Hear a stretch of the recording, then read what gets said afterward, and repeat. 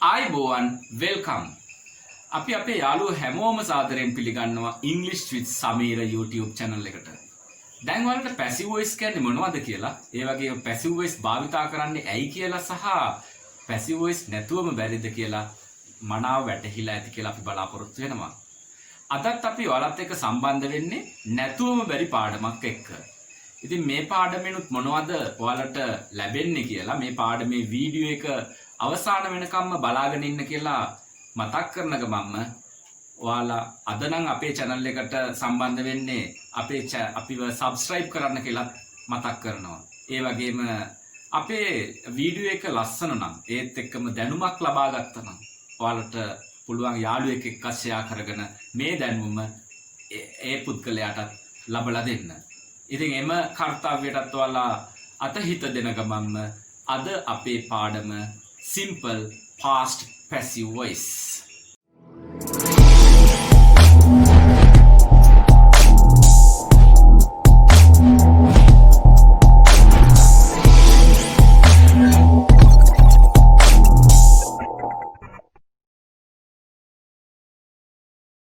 Simple past passive voice එකේදී අපිට මොන වගේ අදහසක්ද ප්‍රකාශ කරන්න හැකි වෙන්නේ කියලා මෙන්න මේ විදිහට බලමු. Something was done by somebody. Something was done by somebody. යම් කිසි දෙයක් යම් කිසි කෙනෙක් විසින් කළා. එතකොට something කියලා කියන්නේ අපි the lesson කියලා ගමු. දැන් මේ ඉහත සඳහන් active voice වාක්‍යයේ තියෙන්නේ the teacher explained the lesson කියලා. ඉතින් අපි lesson කියන එක තමයි කර්මයේ විදියට මෙතන භාවිතා කරලා තියෙන්නේ. Lesson was explained by the teacher. එතකොට was යොදන්නේ lesson කියන එක ඒක වචන නිසා.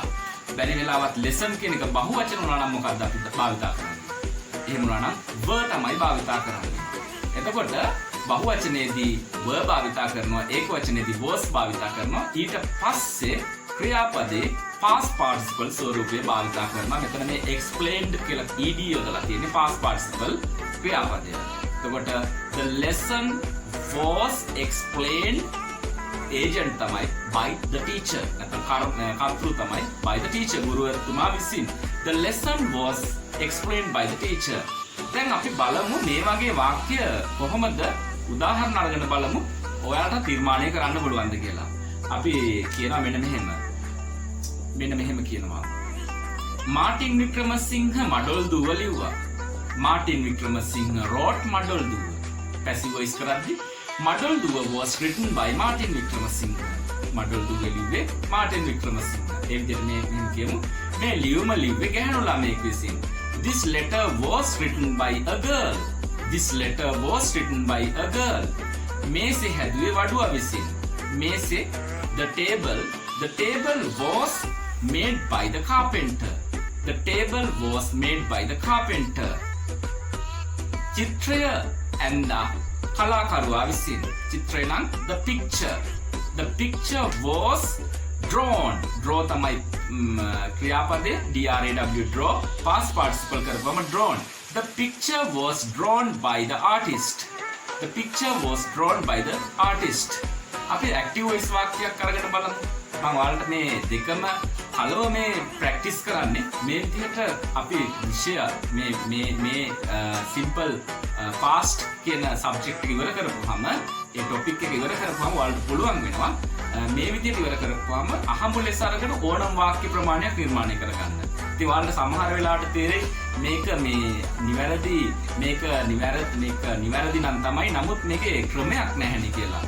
ඉතින් මේ ඉතාමත්ම සරල ක්‍රමයකට පැහැදිලි කරන්නේ. ඒත් එක්කම ඔයාලට මම එක නොයෙකුත් වාක්‍ය විවිධාකාරයේ වාක්‍ය විවිධ වෙලාවල් වලට අරගෙන අපි පුහුණු කරන්නේ අපි දන්නේ අපේ එදිනෙදා භාවිතයේදී අපිට මොනවා කතා කරන්න සිදු වෙයිද කියලා. ඉතින් දවසක් ළමයෙක් කියනවා අපි දෙබස් උගන්වලා අපි කතා කරන්න පුහුණු කරන පන්තියකදී ඒ දණ්ඩකදී වගේ හම්බුනොත් එහෙම අපිට කතා කරගන්න බෑනේ කියලා. ඉතින් ඒකත් ඇත්ත. ඉතින් අපි හැමදාම පුරුදු වෙන්නේ at the hotel, at the lake crowd. ඒ වගේ අපි දෙබස් කතා කරන්න පුරුදු වෙනවා. නමුත් ප්‍රායෝගික භාවිතයක් නැති අවස්ථාවක් තිබුණා අපේ මෙම වෘත්ති ආරම්භයේ.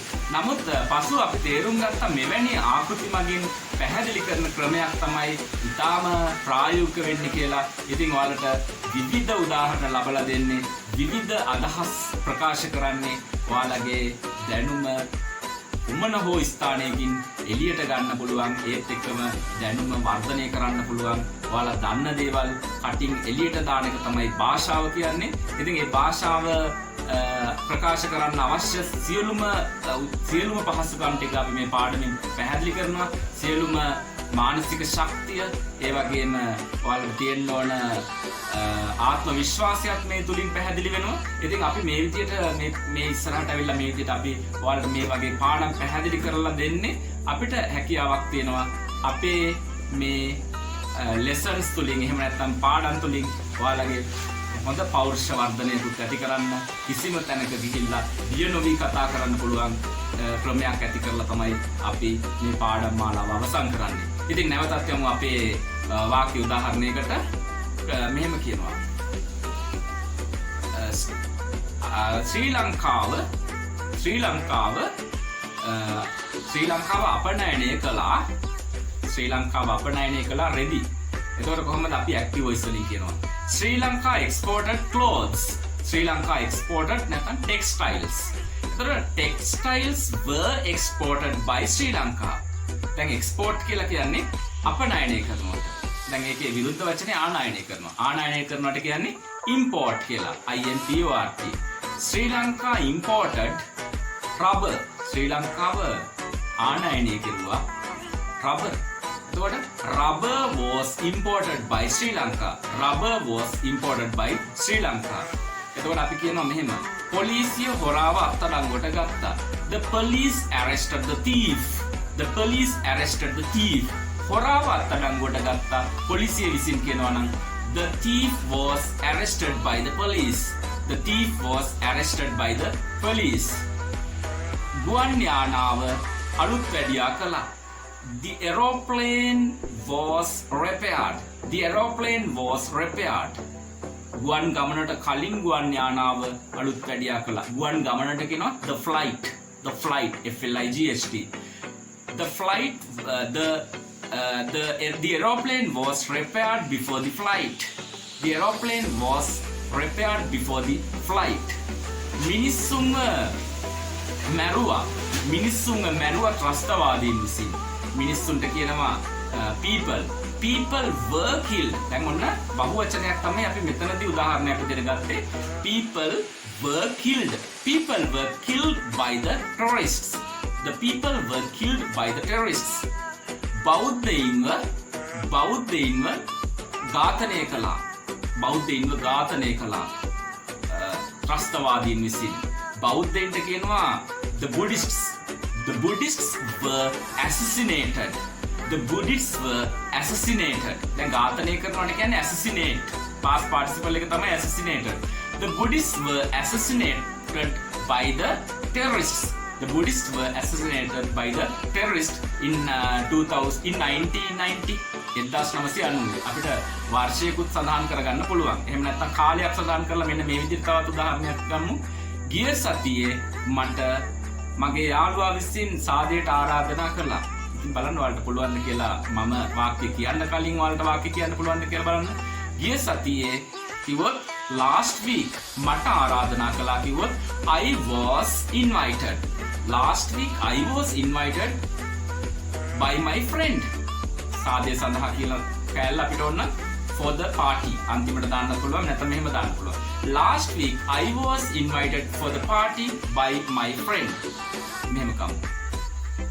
ඊයේ තාත්තව රෝහල්ගත කළා. ඊයේ කිව්වොත් එහෙම yesterday father was admitted. Father was admitted to the hospital. Father was admitted. තාත්තා ඇතුල් වුණා නම් father admitted. තාත්තව ඇතුල් කළා කිව්වොත් father was admitted. අපිව විවේචනය කළා කිව්වොත් we were criticized. අපිට බැන්නා කිව්වොත් we were scolded. අපිට ගැහුවා කිව්වොත් we were hit. අපිට දඬුවම් කළා කිව්වොත් we were punished. අපිට ස්තුති කළා කිව්වොත් we were thanked. ඔබව අගය කළා පන්ති භාර ගුරුතුමා විසින්. එතකොට කොහොමද කියන්නේ? You were appreciated. අපි appreciate කියන වචනයට වඩා ගොඩාක් වැදගත් වෙන්නේ මේ පුද්ගලයෙක්ව අපි අගය කරනවට admire කියන වචනය. ඒකත් මතක තියාගන්න. අපි මීට කලින් සාකච්ඡා කළා මම හිතනවා මතක ඇති කියලා. එතකොට we were admired. අපිව අගය කළා. We were admired by the class teacher. අපිව අගය කළා පන්ති භාර ගුරුතුමා විසින්. We were admired by the class teacher. රට සංවර්ධනය කළා වර්ෂ 5ක් ඇතුළතදී. රට සංවර්ධනය කළා. The country was developed within 5 years. නැත්නම් අපි කියමු රට සංවර්ධනය කළා පහුගිය අවුරුදු 5 තුලදී. The country was developed within last 5 years. Within last 5 years.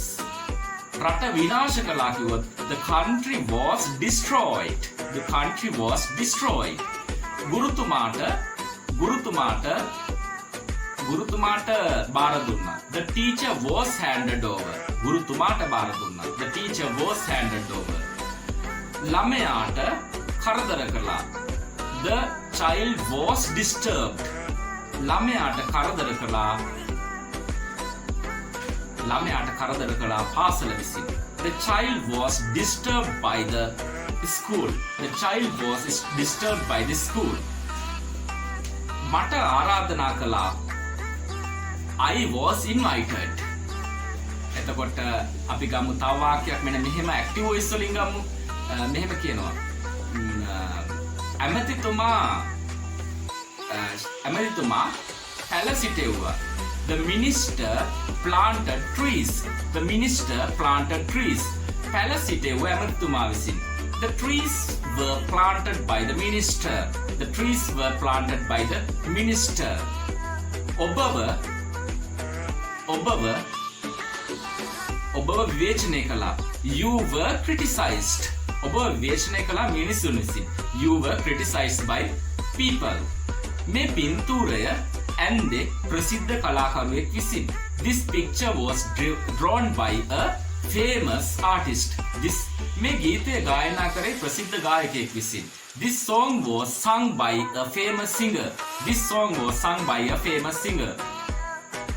අපිට තර්ජනය කළා නන්නාඳුනන තුවක්කුකරුවන් විසින්. We were threatened. තර්ජනය කරනවට කියනවා threatened කියලා. අපිට තර්ජනය කරමින්න we were threatened by an unidentified gunman. An unidentified gunman කියලා කියන්නේ නන්නාඳුනන තුවක්කුකරුවෙකු. An unidentified gunman. We were threatened by an unidentified gunman. මෙහෙම කියන්න ඕන. පුවත්පත ප්‍රවෘත්තිය පළ කළා. පුවත්පත නම් the newspaper. The newspaper published the news. The newspaper published the news. පුවත්පත පළ කළා ප්‍රවෘත්තිය. දැන් ප්‍රවෘත්තිය පළ කළා පුවත්පත විසින්. The news was published by the newspaper. පුවත වාර්තා කළා කිව්වොත් the news was reported. The news was reported. පුවත වාර්තා කළා. එතකොට තව අපි ගමු සත්තුන්ව මැරුවා. සත්තුන්ට නම් the animals. The animals were killed. සත්තු කිව්වොත් බහුවචන නිසා were. The animals were killed. සත්තුන්ව මැරුවා නපුරු මිනිසුන් විසින්. මම ඔයාලට නපුරු කියන වචනේ අලුත් වචනයක් නිසා ඒකත් උගන්වනවා. නපුරු කියන්නේ cruel. C-R-U-E-L. cruel. Animals were killed by cruel people. Animals were killed by cruel people.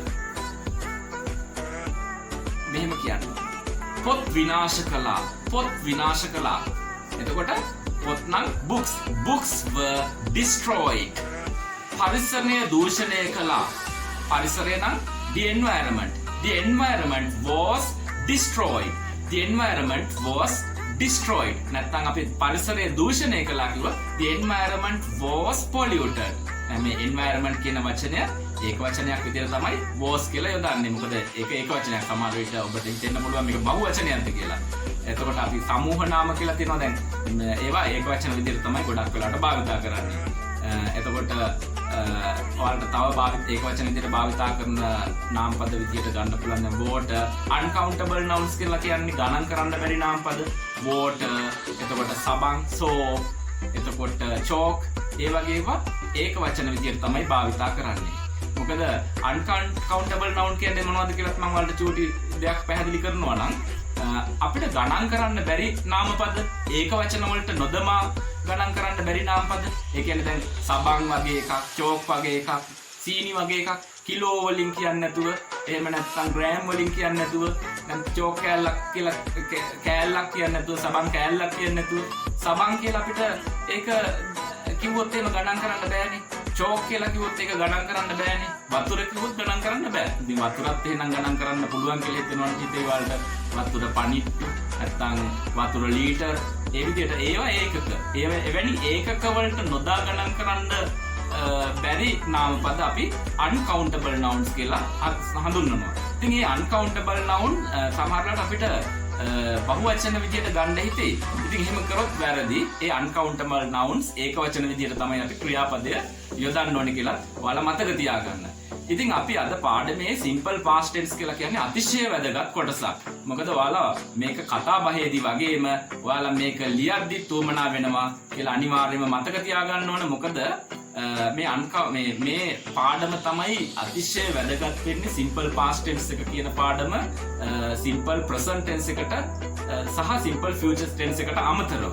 මොකද මේ ඒවා තමයි අපි නිතර දෙවේලේ භාවිතා කරන්නේ කතා බහ කරන්නේ ඒ වගේම ලියන්නේ ඒ වගේම ඔයාලට අත්‍යවශ්‍ය වෙන්නේ. ඉතින් අපේ ඉංග්‍රීසි කතා කරන්න ඉංග්‍රීසි ලියන්න බලාපොරොත්තු වෙන අපේ යාළුවන්ට තමයි මේ පාඩම් මාලාව අපි තිලින කරන්නේ. ඒ අයට මේ පාඩම් මාලාව ඉංග්‍රීසි හොයා හිටියානම් ඒත් එකම ඉංග්‍රීසි වලට ආසාවක් තිබ්බනම් මේක ඇත්තටම සුපිරි නිදානයක් වෙනවා නොඅනුමානයි. ඉතින් අද අපේ පාඩම අවසන් කරන්න කලින් කියන්න තියෙන්නේ ඉතින් අපි ඒ කිව්ව විදිහටම ඔයාලට මේ පාඩම ඔයාලගේ හිතට වැදුනා නම් ඒත් එක්කම ඔයාගේ යාළුවෙකුත් ඔයාලා ඉගෙන ගන්නට කැමති නම් ඔයා මේ වීඩියෝ එක ෂෙයා කරලා ලයික් එකකුත් දාලා අපිත් එක්ක දිගින් දිගටම එකතු වෙන්න කියලා ඉල්ලා සිටිනවා. පල්ලෙහා තියෙන ඔය බෙල් අයිකන් එක ක්ලික් කරොත් ඔයාලට අපේ නොටිෆිකේෂන් එකක් මාර්ගයෙන් මේ පාඩම ඊළඟ පාඩම අපි පාඩම අප්ලෝඩ් කරපු ගමන් ඔයාලකට ගෙන්න ගන්න පුළුවන්. එහෙනම් ඔයාලට ගොඩාක් ස්තුතියි.